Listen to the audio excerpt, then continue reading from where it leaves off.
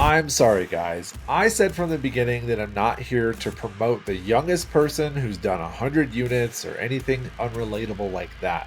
I just happened to meet this guest at BPCon last year. He's a 25-year-old who's on his third house hack, which is pretty cool. And the message is that if he can do it, so can you, so can I. There's a lot of cool, relatable things in here to get around things like down payments and funding. So this week, we are going to talk to Tanner about going from a single family to a duplex to a fourplex, how the latest one is over $1 million and bought with seller financing. We start right now.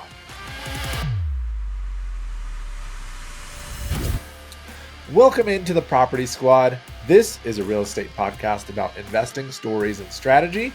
Each week, I interview someone who's had investing success, their story, their failures, their trials, lessons learned. And in the next episode, I break down their strategy to dive deeper into it using my expertise and knowledge. And you might be asking, who the heck am I? My name is Anson Young. I've been an investor and real estate agent for 17 years. I'm doing fix and flips, wholesales, and BRRRR deals in 4 markets. I'm also a BiggerPockets author, a speaker, and if you're wondering what's under my hat, there's really nothing under there. So real quick, join us inside the squad at propertysquadhq.com. Make sure you check out all of the tools and resources I use in my real estate business on a day-to-day basis, real things that I use, all down there in the description. And you might as well go say hello in the comments if you would like to. I would love to hear from you, of course. Season 1 is all about house hacking. And house hacking is where you buy a property to live in, and you live in one part of the property and rent out the rest. So you rent out a room, you rent out the other side of the duplex. The goal is to have the renters paying for some or all of your mortgage. And honestly, no better way to get started in real estate. And Tanner's story is a really good example of that. Being 25 and having 7 units is pretty crazy. So this is a story episode. Let's get right in. Talk to Tanner Pyle right now. All right, welcome back, everybody, to the Property Squad. Today, we have Tanner Pyle. Tanner, how are you doing today? I'm doing excellent. How about you? I'm doing great. You and I met at BPCon. We were, weren't we both talking to Craig Yep. Curelop? And Craig. then you and I got talking real quick, and you had a house hacking story, which I thought was awesome. Mm-hmm. And we're going to obviously get into it, but it was kind of a fortune that we met right there and kind of Yeah. booked it on the spot, so to speak. And both being from Colorado too. It was pretty cool. Yeah, it was like, oh, you're down in the Springs, right? Yep. Nice. Yeah. Okay. And you went to, I think, where'd you go to school? You went to school down In south too, right? Pueblo. So just a Oh, little okay. south of Springs. Yeah. Nice. And you're not too far removed from college, right? No, only about 3 years. 3 years. Okay. So which is pretty impressive what you've kind of built so far. But give us like the 60-second version of who Tanner is, what you're up to, kind Mm-hmm. of the, obviously what you do for work, all that fun stuff. Yeah. So I live in Colorado Springs. I've been here for 3 years now. Went to school in Pueblo, Colorado for 4 years. Played soccer there and got my finance degree. And then Nice. graduated, moved to the Springs area, got a job in real estate, and they also paid for me to get my real estate license. So that's how I became a real estate agent. So I'm still an active real estate agent now and kind of help investors and house hackers buy in the Springs market. And Nice. then I'm also an investor and do a lot of house hacking. I actually bought my first house hack the same week I graduated. So I bought my first house hack and then graduated 5 days later. So that was pretty cool. Wow. And then that just led into the rest of my investment journey. And when I'm not doing real estate stuff, I like to play soccer and watch soccer, and then skiing. I'm excited for coming up here in about a month. Yeah, So it's coming right up. mm-hmm. Who's your favorite soccer team? Chelsea in the English Chelsea. Premier League. All right. EPL. I'm an Arsenal sort of fan, not like a Okay, diehard yeah. fan, but well, cool. Well, so buying a house hack before you graduate college, or right after, even like right within the same month or year, seems pretty difficult. You were already working at that point? No, so I wasn't. I was Okay. still in college. I did have a job on campus. I was just like Mm, a little, it was right when COVID was going on as well. So I was like a screener. So everyone that came in, I had to check their temperature type of thing got it. is what I was doing. But it counted, but they didn't like qualify me for much off of it. So I had to Sure. co-sign with my mom. Is how that Got it. happened. Yeah, and we can go back to that property, but your current property is kind of what interested me, and we'll get into all of that real quick. But what kind of got you interested in house hacking? Like, what's the first time that you heard about it? How did you figure out that it's right for you? What kind of got hmm piqued your interest there? Yeah, so I'd always like grown up around real estate. I was always told to buy real estate. And then I got stumbled upon BiggerPockets and started listening to all their podcasts that they have and reading a few of their books and read Rich Dad Poor Dad. And I was like, okay, seems like I should be going into real estate because that's everything I've been told my whole life. I think this is the right move. And so then I started getting educated about what I should do, found out about house hacking, and I was like, hey, this is the best way for me to learn a lot. I can get in for a low amount of money and then I can just move out and have a rental instead of having to save up for 20% down was my main goal on it. Your your current house hack that you have right now, how did you find that property? What was the process like? You have your hmm license. Is it something that came into play? Did you use your Yeah. license to find it, or what was the story behind how you found that property? hmm So I was been searching for about like beginning of 2023 January. I was like, okay, I want to get my next house hack exactly 1 year from when I bought my second one, which was Okay, May. And so I was like, hey, May of 2023, I want to be pretty close to getting my next one. And the only way I was able to do it was by doing off-market marketing and doing owner finance was what I kind of found to be the best strategy because I was a real estate agent but didn't have 2 years of taxes to show my income to get a loan was my sure. problem there. And so that's what I started to do, sent out mailers. And I probably did that for 7 months straight. And I did not have one person that wanted to do owner financing with me. Okay, But I did find a lot of good like deals I was the agent on. So it still went to good use. And okay, then this deal, I had seen it on the MLS and just kept watching it. Was sitting on there for about 90 days by the time I finally called them because it was a huge property and I didn't know if I was going to be able to like make the numbers work. And it was getting close to like past May now. And so I really wanted to find something and called up the real estate agent who was also the owner of the property. oh And wow, I let her know that I was looking for a low down payment and a low interest rate. And she said, yeah, we might be able to make that work. Just go look at it. And so I went and looked at it and kind of saw, I was like, okay, this is a fourplex. Well, it's currently a triplex. I can turn it back into 4 units because it has a land use for 4 to 8 units okay, and it should be able to all work out fine. And it'll be an easy conversion from the primary like bedroom suites is what they had. Just convert that into a unit right there because there were separate stairs going up to it. So I saw the got vision, and then I was like, okay, now I need to make the numbers work. So it. that was the Yeah, next challenge. Yeah. that's great because you had tried the off market thing, but it happened to just to Mhm. be one that was sitting for 90 days Yeah. is kind of the one that you went after, which hmm happens a lot. Yeah. Don't discount on market stuff. yeah. Nice. Okay, And it was so good you're that it was the seller was also the agent too. So I okay. was able to easily start building that relationship with her right away. Yeah, and sometimes that could be a bad thing. Like sometimes you see agent owned and it's kind of a hmm red flag. As agents, you Yeah. go, "Oh man, this is going to be one of those agents." Yep. But it turned out to be the opposite for you, where you could hmm actually build that rapport with them. So Yeah. you let the cat out of the bag already, which is owner finance and you bought this year, right? 2023. Yes. This year, Nice. about a month and a half ago, closed in Okay. September. Okay. Right. So high interest rate environment. You went after, it kind of solved two problems. One was bankable, so you didn't have 2 years of a track record on your property, hmm and then the other one was high interest rates, and so you went kind of around the system there, went straight to the owner slash agent, and hmm now you're talking about owner finance. So walk us through kind of what that looked like, you know what the process was, and then kind of what the agreed upon terms were for you hmm to be able to move forward on that. Yeah.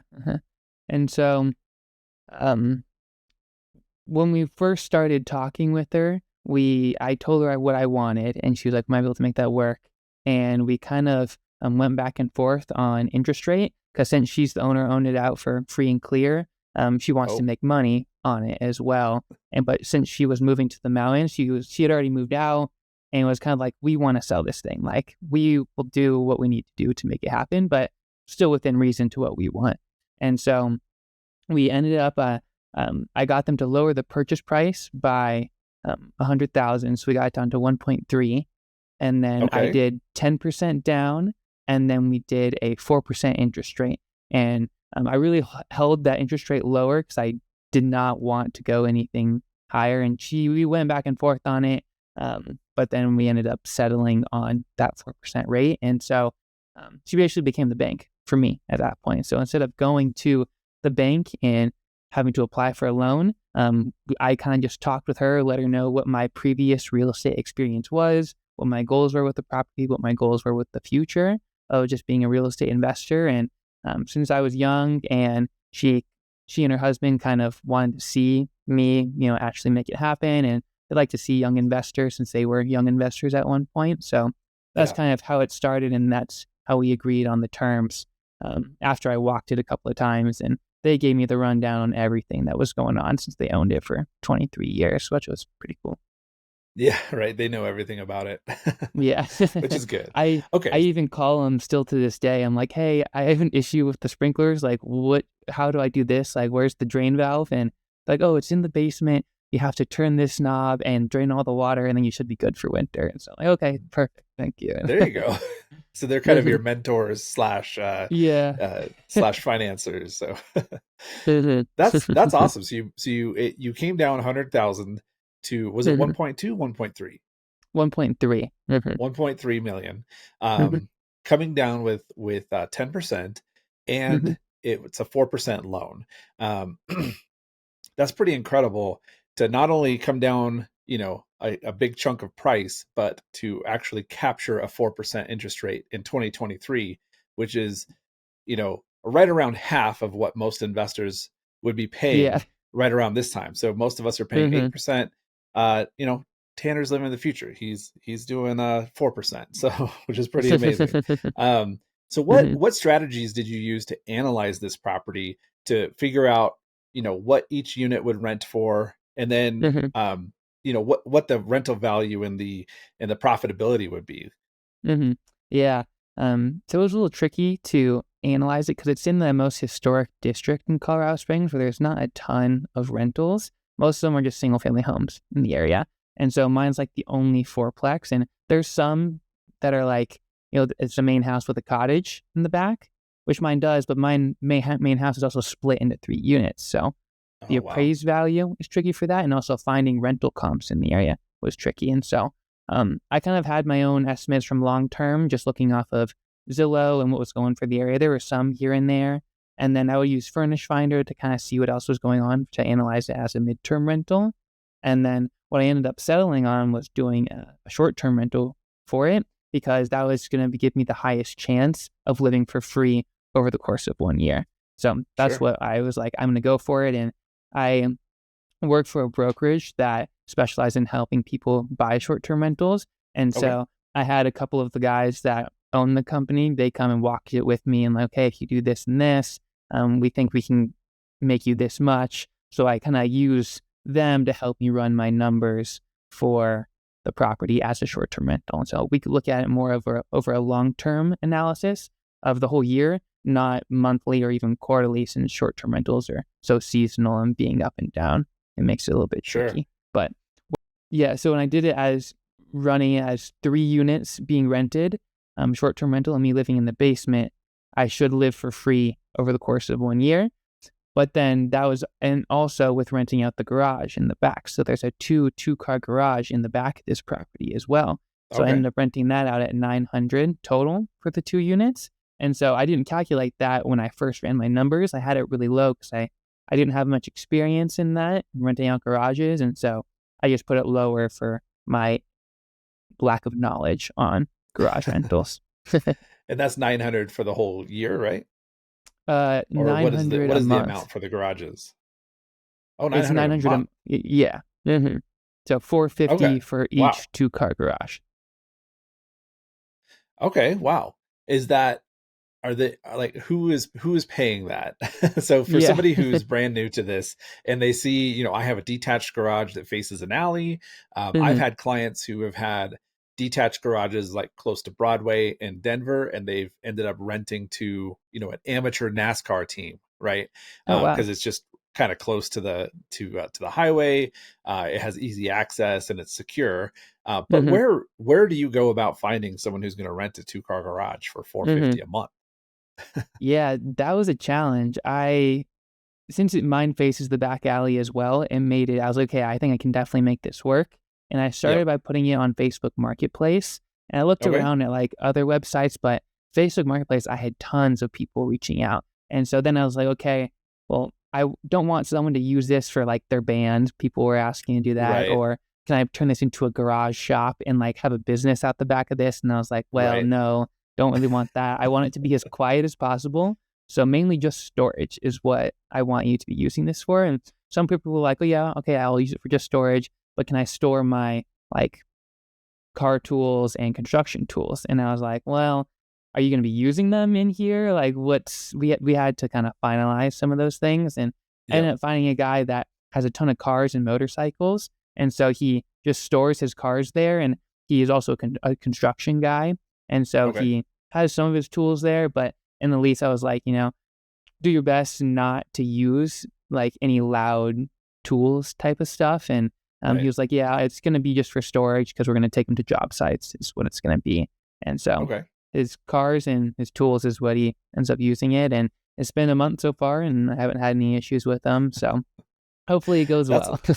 yeah, no, that's awesome. And that you're taking every single part of your property and you're maximizing the use because Yep. your short-term renters aren't going to need a garage. So having another use for that is kind of its highest and best use, right? Yeah. Nice. Definitely. And I didn't need to use the garage either. So it was like, well, it would be nice to have a garage, but I only need Sure. like half a garage or even like a quarter just for a small shed, really, is all I need. So I Sure. just store stuff in the basement near the furnace that I have access to since I own the property. So Nice. Did you ever consider turning those into units, or was that not in the cards? I did, yes, but since the land use for the property is 4 to 8, but the zoning is only R2, meaning that it's only Oh, zoned for being, 2-family. But I called the city and was like, hey, this is already more than 2 units. Um, it's like I'm just gonna keep it as it is, and they had it down as a fourplex, and so they said if you just keep it as is, then you're not gonna have any problems. And I said, okay, I'm keeping it as a fourplex, and even though it says it's for 2-family, and it's all going to be fine. But if I were to change it to a 2-family, then I can't go back if all the permitting is there and all that stuff. oh, So, okay. um, So you so gotta keep it. yeah, I kind of just have to keep it how it is, and I could make more units in the back, but then it would just cause challenges with the city of like, well, technically it's zone R2, but you have 5. It's on a land use of 4 to 8, so it's kind of okay. And there's just too many like what ifs there that I didn't want to gamble with that. And the property itself is already so much of a rehab that I don't need another rehab to add on to it. All right, so let's go over some of the rough numbers. You're at 1.3 million for 4%. So what does that payment look like for those out there who don't have a mortgage calculator right in front of them? Yeah, it's about 5,550. So Okay, 5,550 a month for just the mortgage is what it just the is. mortgage. Um, Okay. which right when I bought the What about the whole property, payment? the whole thing is probably around 7,500 total. Okay. hmm Yeah. Okay. Um, and that's with principal interest, taxes, insurance, and then there's also 2 loans on top of this that we haven't talked about yet. So Okay. when I did the down payment, 10% down, I had 2 private money lenders lined up, both family members. One of them Okay. decided I can't move forward because he's purchasing a property in Arizona. It's like, okay, that's fine. So I told the sellers this, and they're like, okay, well, what if we give you the 100,000 that you were going to bring for the down payment?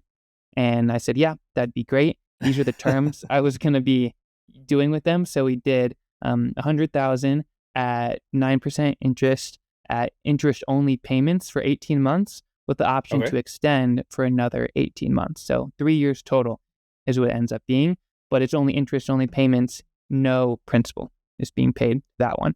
So that's how Got I it. only ended up bringing 30,000 to the down payment of my own cash. But I Okay. was also the real estate agent on the deal, so I got paid 25,000 at closing. So I really only brought $5,000 down payment to purchase this property, which is Wow. awesome. Okay. Mhm. That is really awesome.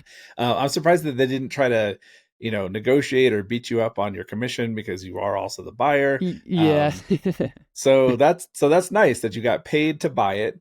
And you're only, $5,000 in, and they're actually willing to, throw a second on top for your down hmm payment, which is pretty amazing. Okay. hmm So you're Yeah. 7,500 all in with, hmm and that's with both, that's with all the loans, taxes, hmm insurance, everything, right? Yep. Nice. Yep. And so for the 3 units that you don't live in, plus hmm the garages, what's the income that's coming in on that? hmm Well, currently it's only about 2,200 is what Okay. I'm getting as of right now. That's from one tenant that is still living in one of the side units and the Okay. garage is what that total ends up being.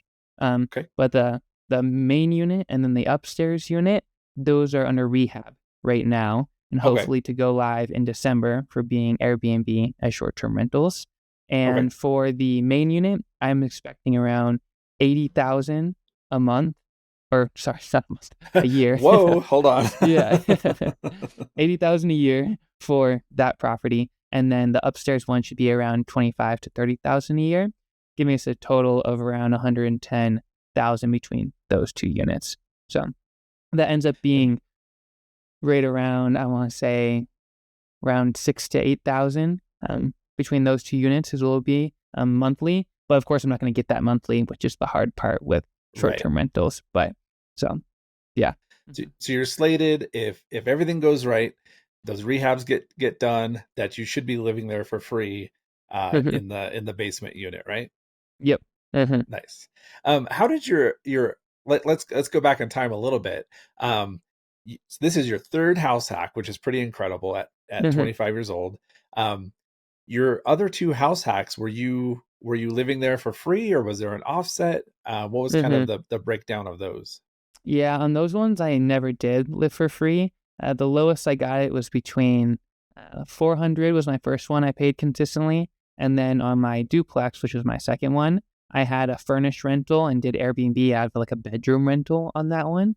So I Okay. shared the bathroom with a stranger for like multiple months. It was just a new person coming in. And then, so that one ended up being I paid anywhere from like 500 to 1,000, depending on how it went that past month for getting Airbnb rentals. Mhm. I mean, that's still not bad. You went from right out of college to a $400 living expense, which none of Mhm. your, fellow college graduates did, unless they moved back home, of course. Yeah. And then, and then to, anywhere up to 1,000 for the next one, and then now you're back down to free, as long as, obviously the Mhm. numbers work out on the Airbnb. So that's pretty incredible. How would you say that this whole strategy, house hacking, has impacted your journey to financial independence? Mhm. It's been the best way to even give me a chance at making it happen, I would say. Um, and then after each one, I see, oh, like it was a lot easier than I thought it was going to be. And so, like, the Okay. challenges in my head were like, oh, you can definitely do this again. So then I would do it again. And then I can see, okay, now I'm getting the rental income from that last one and the profit every month. Like, okay, well, now I can just do it again and rent this one out. And I'll just increase how much I'm getting in monthly revenue from my rentals and then just do it again. And all while being able to get in with a low amount of money down, which was ideal for me when I'm just getting out of college. I don't have a ton of money. And so getting Right. creative that way was very beneficial to utilize house hacking as my number one strategy. Nice. Yeah, that's very common. Having worked with, a few dozen house hackers, a lot of them are, on that 1 or 2 year path where they're repeating the process, and they're the ones that they're crushing it. They're hmm like under 30, owning, several houses, and that's obviously the best way to get that done. So your story is like right in line with kind of the people who are doing this right, which is awesome. And it's the ultimate side hustle, I think, as well, because you don't need to be all in on real estate to house hack. Yeah, I Right. have a couple of clients that they're like in eye doctor work or dentistry or do construction, and they just do house hacking on the side to kind of slowly get to that point where they can buy their next one, their next one, their next one, until they can be financially free without going all in on real estate and having to become an agent or doing flips and stuff like that. Right. Yeah. You're going to be, this is, you're the fourth, um, agent that I've interviewed who is still house hacking. Like some are in their 30s, some are in their Yeah. 40s. You're obviously in your 20s. Well, don't worry, guys. We'll get out of the agent sphere, but it goes to show that, that agents are doing it, young people are doing it, older people are doing it, professionals are doing it. And they see the power of the house hack, which is pretty awesome. So being on 3 properties, and I think you said 7 units between all 3 Yep. properties. Does that sound right? That's right. Nice. That's awesome. That's awesome. Plus the garages. So Plus the we'll garages we'll too. throw those Yeah. on for your brag numbers. So yeah, can you share some of your most valuable lessons learned so far in this process, and how that's going to help you, apply to your other real estate investments in the future? You're hmm pretty experienced with 3 properties down. What's kind of been your most valuable lessons that you've learned so far? hmm I would say for right now, I'm doing a lot of construction for the first time. I've never done many like rehab projects, and for some reason, for my first one, I decided to do, you know, 2 units that are over like 3,500 square foot total, and then after that, I'm going to rehab another 3,000 square foot property all at once. So maybe go slower is the one thing I would advise, and make sure you have a contractor that Sure. you trust. My contractor is a good friend of mine, and everything is going well so far, but it's just my lack of knowledge of not knowing what to communicate with him about has kind of slowed us down a little bit. And so it's like, oh, I didn't order Sure. the materials like we agreed upon because I was getting all the materials in order to make this happen. And now we're behind a couple of weeks from when we can get the furniture in, and then it just delays and delays and delays. So having a good communication for who's getting what materials, and then holding yourself accountable if you're getting the materials to order them on time to make sure the project Sure. goes smoothly is one of the big things that I've learned. Yeah. That's awesome. And you're working on another project right after this, right? Yeah. So that's my second house hack that I just moved out of probably a week ago. I'm going to be Oh, you're fixing that rehabbing one. that Oh one. boy. Yeah. Got it. Okay. So we didn't actually talk rehab numbers. So the 2 units in your current fourplex, how much are you going to have to put into those to make them Mhm. Airbnb ready? Yeah. So I have about, so the the second loan that I got, so there was the down payment loan and then also a rehab loan that I got from my grandpa, and we Okay. organized the same terms on that one, except this one is 125,000, and so I'm trying to keep it all Okay. under 125 between rehab on 3 units, and right now we're at about 70-80 between 2 units, so I'd say we're on Okay. track. And then the side unit is just a small little 1 bedroom, 1 bath, and we're going to keep that very simple. So hopefully under 30 on that one to get around 110 is the goal. Um, and still having a spread of leftover for furnishings and also any reserves as well. And that's kind of how the numbers are breaking out so far for rehab costs. Got it. Yeah. Mm. So you're talking about 2 owner finance loans and a private money loan to make this Mm-hmm. happen. Just goes to show that, asking the right questions and talking to the right people, and people who obviously trust you, paid off, right? Because you're Mm-hmm. $5,000 in on this property. You're going to live there for free. I don't think you can ask for anything better than that. Yeah.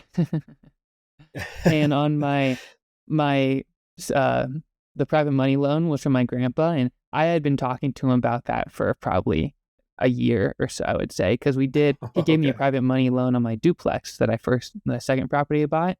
And so Okay. that one went really smooth. It went really well. I paid him on time and he was happy. And so then I was like, okay, I'm looking to do another deal. Would you be open at partnering with me? And so I kind of would throw ideas at him to kind of see how he would respond and what he was comfortable with. And then we finally figured out, okay, he's comfortable doing this. This is a deal that presented itself. Would you be open to it? And then I have a whole game plan of how I'm going to pay him back by pulling out a HELOC to pay off all of his debt and then just running with the HELOC. But the HELOC would be, I ran all the numbers at like current loans. And then, okay, once I get all these done and I have my HELOCs I'm paying debt on, how are the numbers going to look then? And so doing both, and it still made sense for both, was why I was like, okay, I think I can make this happen. So when the HELOC comes in and your private money is refinanced out, you'll Mm-hmm. still be living there for free. Mm-hmm. Is what you're saying. Yep. Mm-hmm. That that's you can't ask for anything better than that. Yeah. So let's pay it forward. So what is some advice that you would give to somebody who's considering getting into house hacking?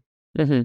I would say definitely go for it. Ask all the questions you have to whoever your real estate agent is or someone that's done it. And don't be afraid to take a risk. Just make sure it's a calculated risk. And doing one house hack and getting, a 2-bedroom, 2-bath condo and finding a roommate is very, very low risk. And you already have no real estate and nothing especially when you're young. So taking that little bit of a risk and risking nothing that you have is definitely worth it. And you'll understand like, oh, this is actually a lot easier than I thought it was going to be. And it literally is what everyone says on all these podcasts I listen to, that you just kind of have to listen to what they say and you'll be scared. And you should have a little bit of fear when you do your first one. And even when I did this one, I was scared of like, this is a lot of money on the line. My plan better work and everything. But that fear never really goes away no matter how many properties you own and for every deal that you do. So doing the first That's one, true. taking a little bit of a risk, will definitely pay off. Yeah, I totally agree. And I think if the fear ever goes away, you should probably be concerned that you're like Mm-hmm. maybe getting complacent or overlooking something. I think that there should always be some sort of, um, you know, play there between, Mm-hmm. where you are, where you want to be, and kind of that fear. Like pulling the trigger on your third property you know, is just as scary as your first one, especially if you're going up in value, up in Mm-hmm. risk, all of Yep. that stuff. So yeah, I think that there Mm-hmm. should be some kind of reverence there, but Mm-hmm. I always say for house hacks that how successful your house hack will be depends on how uncomfortable you're willing to live. So if you want your house hack to be very successful, you're probably going to need to live in one bedroom, rent out by the room, and you might need to even furnish them and rent it out on Airbnb to get as many people coming through here as possible. And you're probably going to need to clean it all by yourself, which will suck. It'll yeah. be very uncomfortable, but you'll probably live for free. So it's like pick and choose your poison there on what you want to do. Yeah, and I think that that's a great point. Like live within that uncomfortable space that you're willing to, and the more uncomfortable the better, which I think is great advice. That's pretty amazing. And you lived with a stranger sharing a bathroom, right? Yeah, So you've been that there was or done all. that. That's also what really pushed me to want to find my next house hack.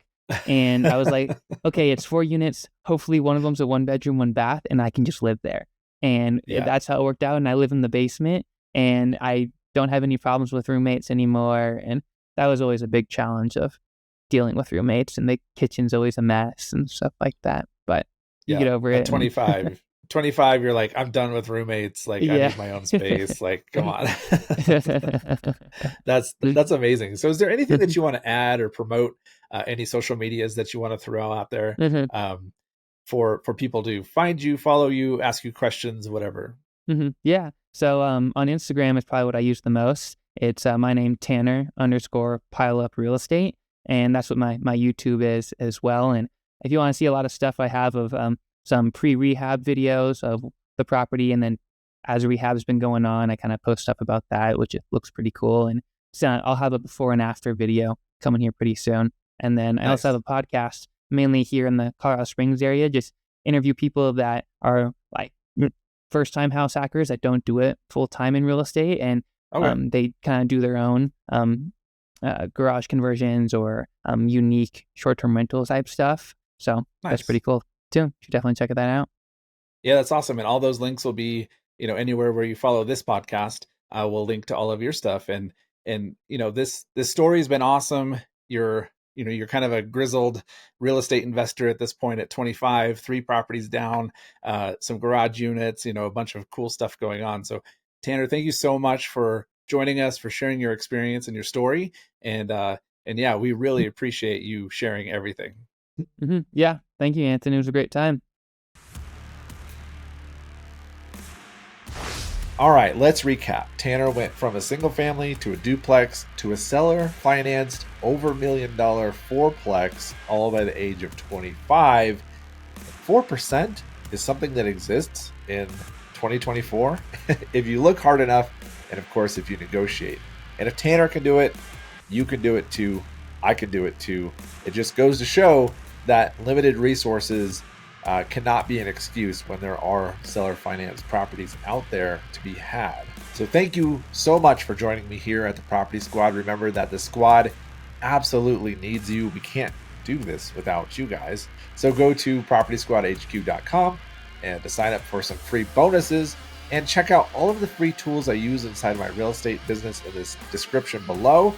And of course, until next time, happy investing. See ya.